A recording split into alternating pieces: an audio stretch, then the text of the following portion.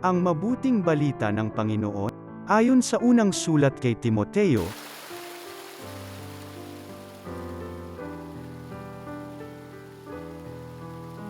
ikaw na lingkod ng Diyos, sikapin mong mamuhay sa katwiran, kabanalan, pananalig, pag-ibig, pagtitiis at kaamuan. Gawin mo ang buo mong makakaya sa pakikibaka alang-alang sa pananampalataya at kakamtan mo ang buhay na walang hanggan, yamang diyan ka tinawag ng Diyos nang ipahayag mo sa harapan ng maraming saksi ang iyong pananampalataya.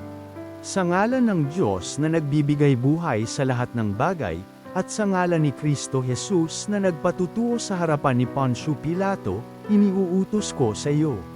Ang mga tagubiling ito'y panatilihin mong mabisa at walang kapintasan hanggang sa pagdating ng Panginoong Hesukristo.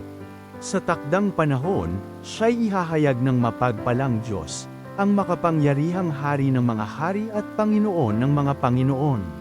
Siya lamang ang walang kamatayan, ang nananahan sa liwanag na di matitigan.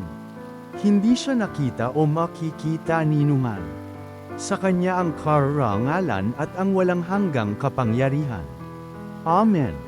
Ang mabuting balita ng Panginoon.